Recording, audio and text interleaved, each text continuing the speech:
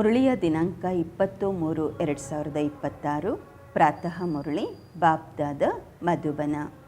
ತಂದೆ ತಿಳಿಸುತ್ತಾರೆ, ಮಧುರ ಮಕ್ಕಳೇ, ಪುಣ್ಯ ಆತ್ಮ ಆಗಬೇಕಾದರೆ ಒಬ್ಬ ತಂದೆಯನ್ನು ನೆನಪು ಮಾಡಿರಿ. ನೆನಪಿನಿಂದಲೇ ತುಕ್ಕು ಬಿಟ್ಟು ಹೋಗುವುದು, ಆತ್ಮ ಪಾವನವಾಗುವುದು. ಪ್ರಶ್ನೆ: ಯಾವ ಸ್ಮೃತಿ ಇದ್ದಾಗ ಎಂದಿಗೂ ಯಾವುದೇ ಮಾತಿನಲ್ಲಿ ತಬ್ಬಿಬ್ಬಾಗುವುದಿಲ್ಲ? ಉತ್ತರ: ಡ್ರಾಮಾದ ಸ್ಮೃತಿ. ಮಾಡಲ್ಪಟ್ಟ ಡ್ರಾಮಾ ಇದಾಗಿದೆ. ಈಗ ಹೊಸದಾಗಿ ಏನೂ ತಯಾರಾಗಲ್ಲ. ಅಂದರೆ ಡ್ರಾಮಾದಲ್ಲಿ ಏನಿದೆ ಅದು ನಡೀತಾ ಇದೆ. ಹಾಗನ್ಬಿಟ್ಟು ಡ್ರಾಮಾ ಅಂತ ಡ್ರಾಮಾದ ಮೇಲೆ ಹಾಕಿ ಕೂರೋ ಹಾಗೂ ಇಲ್ಲ. ಇದು ಅನಾದಿ ಡ್ರಾಮಾ ನಡೆಯುತ್ತಲೇ ಇರುವುದು. ಇದರಲ್ಲಿ ಯಾವುದೇ ಮಾತಿನಲ್ಲಿ ತಬ್ಬಿಬ್ಬಾಗುವ ಅವಶ್ಯಕತೆ ಇಲ್ಲ. ಕೆಲವು ಮಕ್ಕಳು ಹೇಳುತ್ತಾರೆ, ಗೊತ್ತಿಲ್ಲ, ಇದು ನಮ್ಮದು 84ನೇ ಜನ್ಮ ಅಥವಾ ಅಲ್ಲವಾ? ತಬ್ಬಿಬ್ಬಾಗುತ್ತಾರೆ. ಬಾಬಾ ಹೇಳುತ್ತಾರೆ, ತಬ್ಬಿಬ್ಬಾಗಬೇಡಿ, ಮನುಷ್ಯರಿಂದ ದೇವತೆಗಳಾಗುವ ಪುರುಷಾರ್ಥ ಮಾಡಿರಿ. ಓಂ ಶಾಂತಿ. ಮಕ್ಕಳಿಗೆ ಓಂ ಶಾಂತಿಯ ಅರ್ಥವಂತೂ ಗೊತ್ತಿದೆ. ನಾನು ಆತ್ಮ ಆಗಿದ್ದೇನೆ ಮತ್ತು ನಾನು ಆತ್ಮನ ಸ್ವಧರ್ಮ ಶಾಂತಿಯಾಗಿದೆ. ನಾನು ಆತ್ಮ ಶಾಂತ ಸ್ವರೂಪ, ಶಾಂತಿಧಾಮದಲ್ಲಿ ಇರುವವನಾಗಿದ್ದೇನೆ. ಈ ಪಾಠ ಪಕ್ಕಾ ಮಾಡಿಕೊಳ್ಳುತ್ತಾ ಹೋಗಿ. ಇದನ್ನು ಯಾರು ತಿಳಿಸುತ್ತಿದ್ದಾರೆ? ಶಿವತಂದೆ. ನೆನಪು ಮಾಡುವುದು ಸಹ ಶಿವತಂದೆಯನ್ನು. ತಂದೆಗೆ ತನ್ನ ರಥವಂತೂ ಇಲ್ಲ, ಆದ್ದರಿಂದ ನಂದಿಯನ್ನು ತೋರಿಸುತ್ತಾರೆ. ಮಂದಿರಗಳಲ್ಲಿಯೂ ಸಹ ನಂದಿ ಇಡುತ್ತಾರೆ. ಶಿವಲಿಂಗದ ಮುಂದೆ ನಂದಿ ಇಡುತ್ತಾರೆ. ಇದಕ್ಕೆ ಹೇಳಲಾಗುತ್ತೆ, ಪೂರ್ತಿ ಅಂದರೆ ಯಥಾರ್ಥವಾದಂತಹ ಜ್ಞಾನ ಇಲ್ಲದ ಕಾರಣದಿಂದಾಗಿ ಸ್ಥೂಲ ವಸ್ತುವನ್ನು ತೋರಿಸುತ್ತಾರೆ. ಬಾಬಾ ತಿಳಿಸುತ್ತಾರೆ, ಮಕ್ಕಳಿಗೆ ಅಥವಾ ಆತ್ಮರಿಗೆ ಇವರಾಗಿದ್ದಾರೆ. ಆತ್ಮರಿಗೆ ತಂದೆ ಶಿವ. ಇವರ ಹೆಸರಂತೂ ಬಹಳ ಇದೆ, ಆದರೆ ಬಹಳ ಹೆಸರುಗಳಿರುವುದರಿಂದ ತಬ್ಬಿಬ್ಬಾಗಿದ್ದಾರೆ. ವಾಸ್ತವದಲ್ಲಿ ಇವರ ಹೆಸರಾಗಿದೆ ಶಿವ. ಶಿವ ಜಯಂತಿಯನ್ನು ಸಹ ಭಾರತದಲ್ಲಿಯೇ ಆಚರಿಸಲಾಗುವುದು. ಅವರು ನಿರಾಕಾರ ಬಾಬಾ ಆಗಿದ್ದಾರೆ. ಬಂದು ಪತಿತರನ್ನು ಪಾವನ ಮಾಡುತ್ತಾರೆ. ಕೆಲವರು ಭಾಗೀರಥ, ಕೆಲವರು ನಂದಿಗಣ ಎಂದು ಹೇಳುತ್ತಾರೆ. ಬಾಬಾರವರೇ ತಿಳಿಸುತ್ತಾರೆ, ನಾನು ಯಾವ ಭಾಗ್ಯಶಾಲಿ ರಥದಲ್ಲಿ ಬಂದಿದ್ದೇನೆಂದು. ನಾನು ಬ್ರಹ್ಮರವರ ರಥದಲ್ಲಿ ಪ್ರವೇಶವಾಗಿದ್ದೇನೆ. ಬ್ರಹ್ಮರವರ ಮೂಲಕ ಭಾರತವನ್ನು ಸ್ವರ್ಗವನ್ನಾಗಿ ಮಾಡುತ್ತೇನೆ. ನೀವೆಲ್ಲರೂ ಭಾರತವಾಸಿಗಳಾಗಿದ್ದೀರಾ ಅಲ್ವಾ? ಲಕ್ಷ್ಮೀನಾರಾಯಣರ ರಾಜ್ಯವಿತ್ತು. ತಾವೆಲ್ಲರೂ ಭಾರತವಾಸಿ ಮಕ್ಕಳು ಆದಿ ಸನಾತನ ದೇವಿ ದೇವತಾ ಧರ್ಮದವರಾಗಿದ್ದೀರಿ. ಸ್ವರ್ಗವಾಸಿಗಳಾಗಿದ್ದೀರಿ.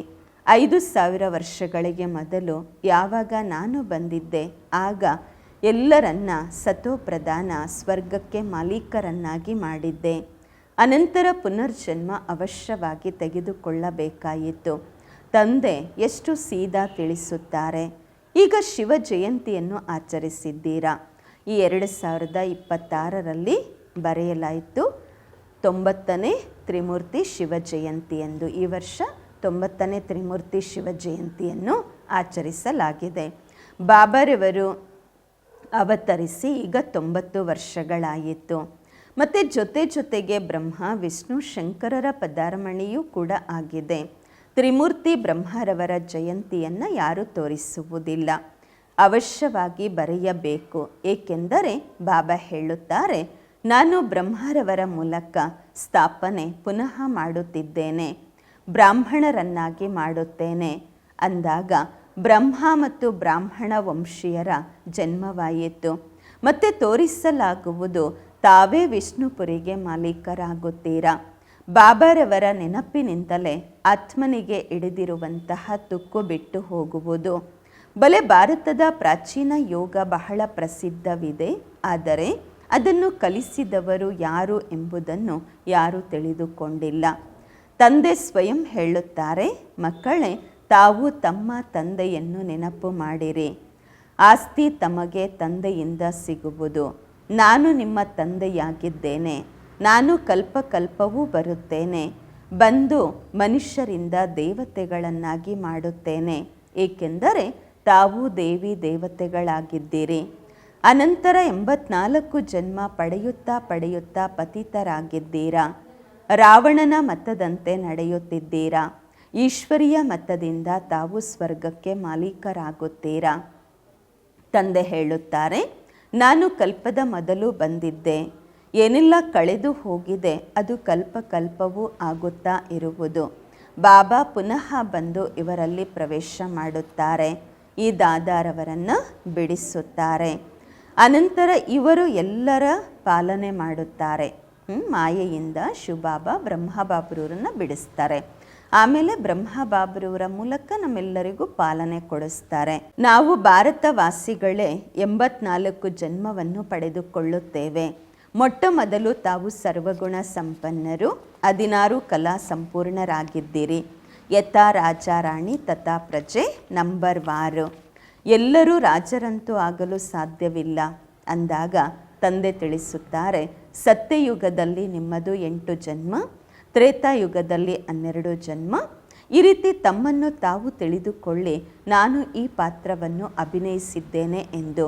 ಮೊದಲು ಸೂರ್ಯವಂಶಿ ರಾಜಧಾನಿಯಲ್ಲಿ ಪಾತ್ರ ಅಭಿನಯಿಸಿ ಅನಂತರ ಚಂದ್ರವಂಶದಲ್ಲಿ ಬಂದು ಅನಂತರ ಕೆಳಗೆ ಇಳಿಯುವ ಮಾರ್ಗದಲ್ಲಿ ಬಂದಿದ್ದೀರಾ. ನಾವೇ ಮತ್ತೆ ದ್ವಾಪರ ಯುಗದಿಂದ 63 ಜನ್ಮ ಪಡೆಯುತ್ತೇವೆ. ಭಾರತವಾಸಿಗಳು ಪೂರ್ತಿ 84 ಜನ್ಮ ಪಡೆಯುತ್ತಾರೆ. ಬೇರೆ ಯಾವುದೇ ಧರ್ಮದವರು ಇಷ್ಟು ಜನ್ಮ ಪಡೆಯುವುದಿಲ್ಲ. ಗುರು ನಾನಕ್ ಬಂದು 500 ವರ್ಷಗಳಾಗಿದೆ.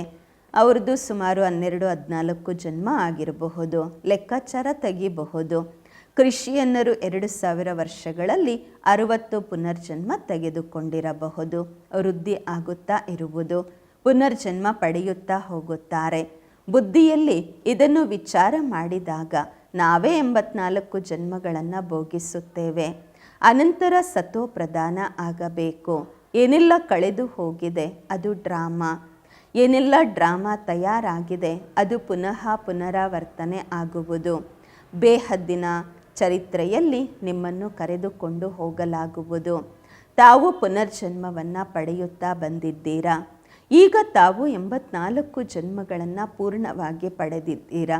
ಈಗ ಪುನಃ ತಂದೆ ನೆನಪು ಮಾಡಿಸುತ್ತಿದ್ದಾರೆ, ನಿಮ್ಮ ಮನೆ ಶಾಂತಿಧಾಮವಾಗಿದೆ.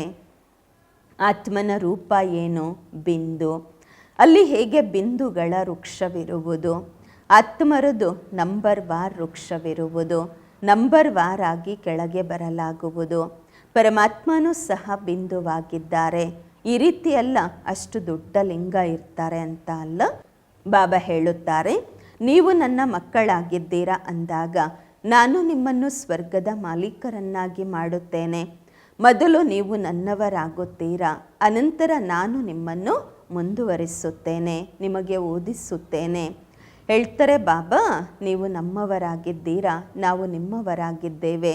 ಜೊತೆಯಲ್ಲಿ ಓದಬೇಕಾಗುವುದು. ಬಾಬನ ಮಕ್ಕಳಾಗ್ಬಿಟ್ರೆ ಆಗೋದಿಲ್ಲ, ವಿದ್ಯಾಭ್ಯಾಸನೂ ಮಾಡಬೇಕು.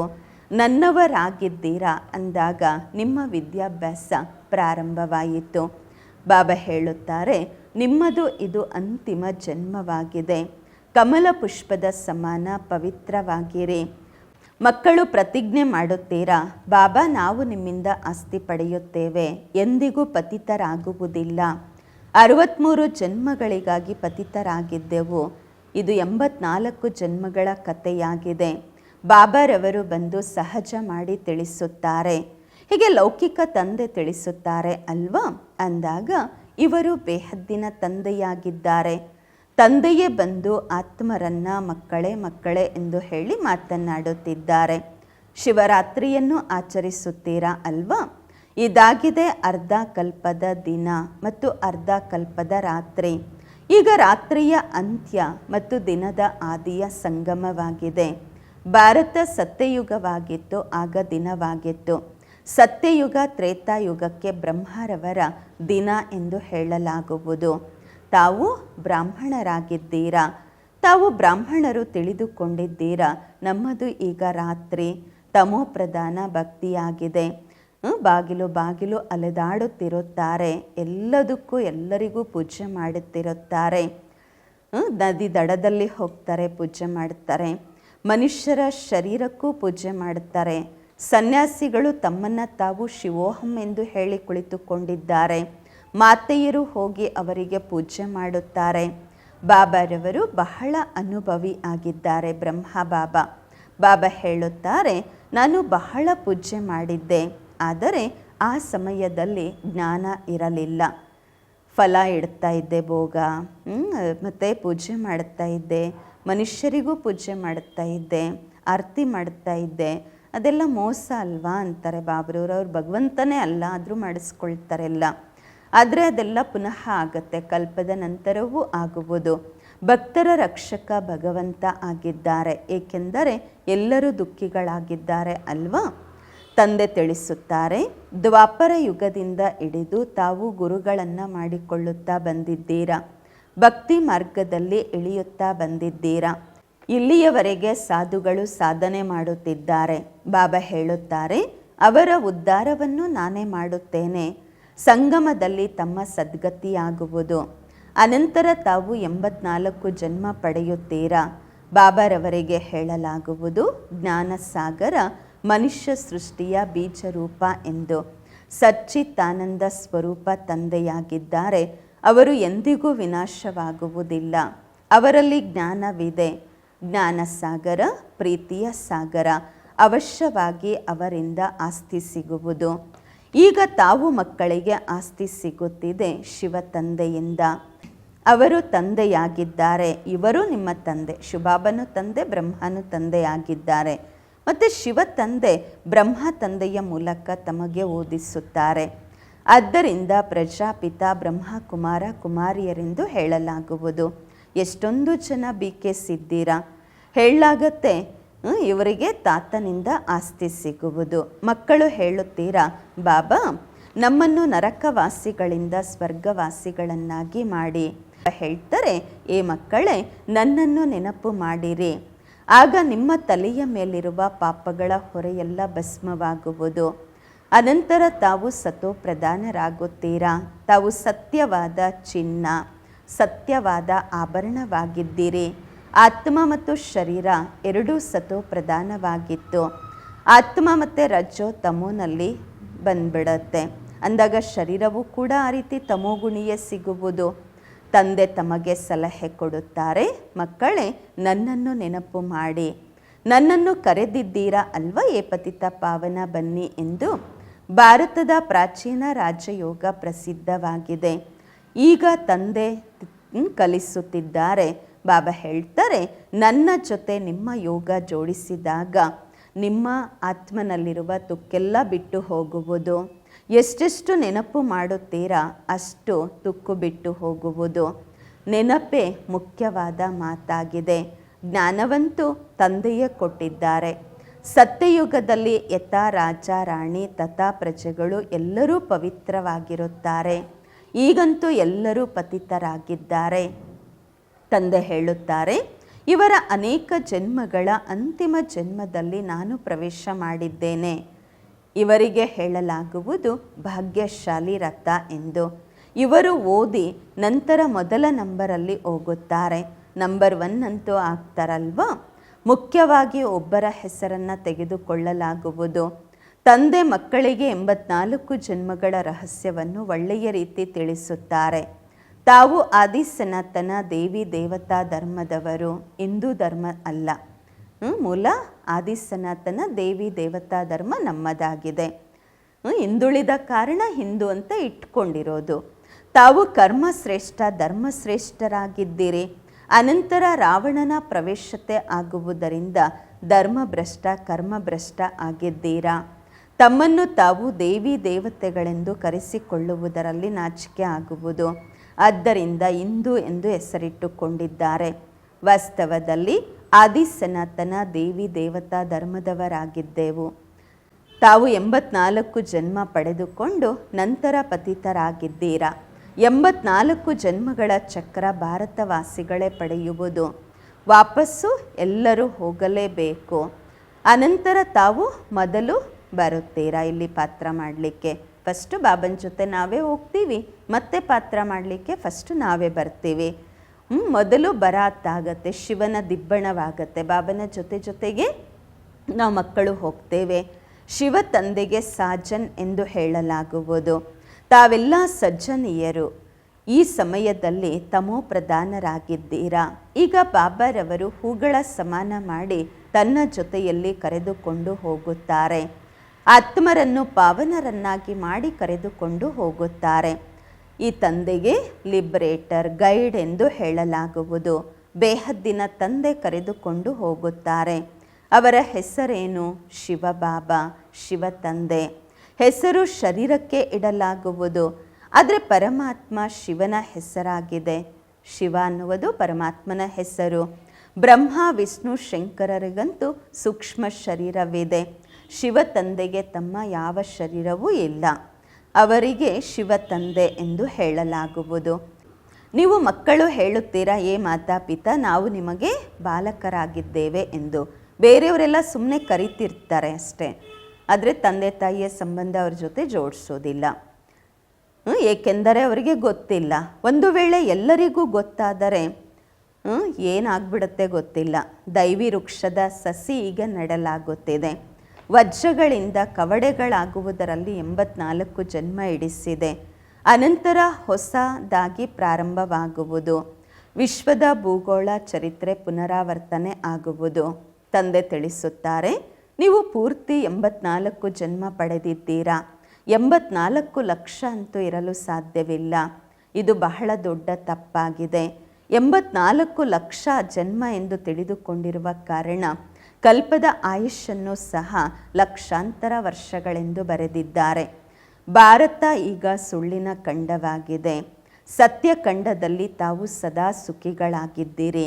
ಈ ಸಮಯದಲ್ಲಿ ತಾವು 21 ಜನ್ಮಗಳ ಆಸ್ತಿಯನ್ನು ಪಡೆದುಕೊಳ್ಳುತ್ತೀರಾ. ಪೂರ್ತಿ ಎಲ್ಲ ನಿಮ್ಮ ಪುರುಷಾರ್ಥದ ಮೇಲೆ ಆಧಾರಿತವಾಗಿದೆ. ರಾಜಧಾನಿಯಲ್ಲಿ ಯಾರು ಬೇಕೋ ಅವರು ಪದವಿಯನ್ನು ಪಡೆದುಕೊಳ್ಳಬಹುದು, ಅಂದರೆ ಪುರುಷಾರ್ಥದಿಂದ. ಇದರಲ್ಲಿ ಜಾದುವಿನ ಮಾತಂತೂ ಇಲ್ಲ. ಮನುಷ್ಯರಿಂದ ದೇವತೆಗಳಂತೂ ಅವಶ್ಯವಾಗಿ ಆಗುತ್ತೀರಾ. ಇದಂತೂ ಒಳ್ಳೆಯ ಜಾದು ಅಲ್ವಾ? ಪದವಿ ಚೆನ್ನಾಗಿರೋದು ಪಡಿಬೇಕಂದ್ರೆ ಪುರುಷಾರ್ಥ ಮಾಡಬೇಕು. ತಾವು ಸೆಕೆಂಡಿನಲ್ಲಿ ತಿಳಿದುಕೊಳ್ಳುತ್ತೀರಾ, ನಾವು ಬಾಬಾರವರಿಗೆ ಮಕ್ಕಳಾಗಿದ್ದೇವೆ. ಕಲ್ಪಕಲ್ಪವೂ ಬಾಬಾ ನಮಗೆ ಸ್ವರ್ಗದ ಆಸ್ತಿಯನ್ನು ಕೊಡುತ್ತಿದ್ದಾರೆ, ಮಾಲೀಕರನ್ನಾಗಿ ಮಾಡುತ್ತಾರೆ. ಅರ್ಧ ಕಲ್ಪ ಅಲೆಯುತ್ತಾ ಬಂದಿದ್ದೀರಾ. ಸ್ವರ್ಗವಾಸಿಗಳಂತೂ ಯಾರೂ ಆಗಲಿಲ್ಲ. ತಂದೆಯೇ ಬಂದು ತಾವು ಮಕ್ಕಳನ್ನು ಯೋಗ್ಯರನ್ನಾಗಿ ಮಾಡುತ್ತಾರೆ. ಇಲ್ಲಿ ಮಹಾಭಾರತ ಯುದ್ಧವಂತೂ ಆಗಿತ್ತು. ರಾಜಯೋಗವನ್ನು ಕಲಿಸಲಾಗಿತ್ತು. ಶಿವತಂದೆ ಹೇಳುತ್ತಾರೆ, ನಾನೇ ಬಂದು ನಿಮಗೆ ಕಲಿಸುತ್ತೇನೆ. ಕ್ರೈಸ್ತ ಬಂದು ಹೇಳೋದಿಲ್ಲ, ಬೇರೆ ಯಾರೂ ಬಂದು ಹೇಳ್ಕೊಡೋದಿಲ್ಲ. ಈಗ ನಿಮ್ಮ ಬಹಳ ಜನ್ಮಗಳ ಅಂತಿಮ ಜನ್ಮವಾಗಿದೆ. ತಬ್ಬಿಬ್ಬಾಗಬೇಡಿ. ತಾವು ಭಾರತವಾಸಿಗಳಾಗಿದ್ದೀರಾ. ತಮ್ಮ ಧರ್ಮ ಬಹಳ ಸುಖ ಕೊಡುವಂತಹದ್ದಾಗಿದೆ. ಅನ್ಯ ಧರ್ಮದವರಂತೂ ವೈಕುಂಠದಲ್ಲಿ ಬರುವುದೇ ಇಲ್ಲ. ಇದು ಸಹ ಡ್ರಾಮಾ ಅನಾದಿಯಾಗಿ ನಡೆಯುತ್ತಾ ಇರುವುದು. ಯಾವಾಗ ತಯಾರಾಗುತ್ತೆ ಎಂದು ಹೇಳಲಾಗುವುದಿಲ್ಲ.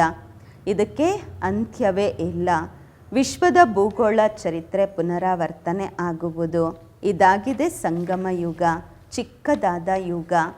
ಚಿಕ್ಕದಾಗಿರುವ ಬ್ರಾಹ್ಮಣರ ಪರಿವಾರವಾಗಿದೆ, ಬ್ರಾಹ್ಮಣರ ಸಂಘಟನೆ, ಪರಿವಾರ. ತಂದೆ ತಾವು ಬ್ರಾಹ್ಮಣರನ್ನು ದೇವತೆಗಳನ್ನಾಗಿ ಮಾಡುತ್ತಿದ್ದಾರೆ ಅಂದಾಗ ಬ್ರಹ್ಮರವರಿಗೆ ಮಕ್ಕಳು ಅವಶ್ಯವಾಗಿ ಆಗಬೇಕು. ತಮಗೆ ಆಸ್ತಿ ಸಿಗತ್ತೆ ತಾತ ಶಿವತಂದೆಯಿಂದ. ಎಲ್ಲಿಯವರೆಗೆ ತಮ್ಮನ್ನು ತಾವು ಬ್ರಹ್ಮಕುಮಾರ ಬ್ರಹ್ಮಕುಮಾರಿಯರೆಂದು ತಿಳಿದುಕೊಳ್ಳುವುದಿಲ್ಲ, ಅಲ್ಲಿಯವರೆಗೆ ಸ್ವರ್ಗದ ಆಸ್ತಿ ಹೇಗೆ ಸಿಗುವುದು? ಮತ್ತೆಯೂ ಸಹ ಕೆಲವರು ಸ್ವಲ್ಪ ಜ್ಞಾನ ಕೇಳುತ್ತಾರೆ ಅಂದಾಗ ಸಾಧಾರಣ ಪ್ರಜೆಗಳಲ್ಲಿ ಬರುತ್ತಾರೆ. ಅವಶ್ಯವಾಗಿ ಬರಬೇಕು. ಶಿವ ತಂದೆ ಬ್ರಹ್ಮರವರ ಮೂಲಕ ಬ್ರಾಹ್ಮಣರು ದೇವತಾ ಕ್ಷತ್ರಿಯ ಧರ್ಮದ ಸ್ಥಾಪನೆ ಮಾಡುತ್ತಾರೆ. ಗೀತೆಯ ಜ್ಞಾನವನ್ನು ಬಾಬರೂರು ಬಿಟ್ಟು ಯಾರೂ ತಿಳಿಸಲು ಸಾಧ್ಯವಿಲ್ಲ. ಯಾವುದೇ ಶಾಸ್ತ್ರಗಳಲ್ಲೂ ಇಲ್ಲ. ಗೀತೆ ಸರ್ವೋತ್ತಮ ದೈವಿ ಧರ್ಮದ ಶಾಸ್ತ್ರವಾಗಿದೆ. ಇದರಿಂದ 3 ಧರ್ಮಗಳ ಸ್ಥಾಪನೆಯಾಗುವುದು. ಬ್ರಾಹ್ಮಣ, ದೇವತಾ, ಕ್ಷತ್ರಿಯ. ಬ್ರಾಹ್ಮಣರು ಇಲ್ಲಿಯೇ ಆಗಬೇಕು, ದೇವತೆಗಳು ಸಹ ಇಲ್ಲಿಯೇ ಆಗಬೇಕಾಗಿದೆ. ಒಳ್ಳೆಯದು. ಮಧುರಾತಿ ಮಧುರ ಅಗಲಿ ಹೋಗಿ ಮರಳಿ ಸಿಕ್ಕಿರುವ ಮಕ್ಕಳ ಪ್ರತಿಯಾಗಿ ಮಾತ್ಪಿತಾ ಬಾಪ್ ದಾದಾರವರ ನೆನಪು, ಪ್ರೀತಿ, ಬೆಳಗಿನ ವಂದನೆಗಳು. ಆತ್ಮಿಕ ಮಕ್ಕಳಿಗೆ ಆತ್ಮಿಕ ತಂದೆಯ ನಮಸ್ಕಾರಗಳು. ನಾವು ಆತ್ಮಿಕ ಮಕ್ಕಳಿಂದ ಆತ್ಮಿಕ ಮಾತ್ಪಿತಾ ಬಾಪ್ದಾದಾರವರಿಗೆ ನೆನಪು, ಪ್ರೀತಿ, ಬೆಳಗಿನ ವಂದನೆಗಳು ಹಾಗೂ ನಮಸ್ಕಾರಗಳು. ಧಾರಣೆಗಾಗಿ ಮುಖ್ಯ ಸಾರ. ಫಸ್ಟ್ ಪಾಯಿಂಟು, ಪ್ರತಿಯೊಬ್ಬರ ನಿಶ್ಚಿತ ಪಾತ್ರವನ್ನು ತಿಳಿದುಕೊಂಡು ಸದಾ ನಿಶ್ಚಿಂತರಾಗಿರಬೇಕು. ಇದು ಮಾಡಲ್ಪಟ್ಟ ಡ್ರಾಮಾ ಆಗಿದೆ. ಡ್ರಾಮಾದ ಮೇಲೆ ಅಡೂಲವಾಗಿ ಇರಬೇಕು. ಎರಡನೇ ಪಾಯಿಂಟು, ಈ ಚಿಕ್ಕ ಸಂಗಮ ಯುಗದಲ್ಲಿ ತಂದೆಯಿಂದ ಪೂರ್ಣ ಆಸ್ತಿ ಪಡೆಯಬೇಕು. ನೆನಪಿನ ಬಲದಿಂದ ತುಕ್ಕನ್ನು ಬಿಡಿಸಿಕೊಂಡು ಸ್ವಯಂವನ್ನು ಕವಡೆಯಿಂದ ವಜ್ರದ ಸಮಾನ ಮಾಡಿಕೊಳ್ಳಬೇಕು. ಮಧುರ ವೃಕ್ಷದ ಸಸಿ ನೆಡಲಾಗ್ತಾ ಇದೆ.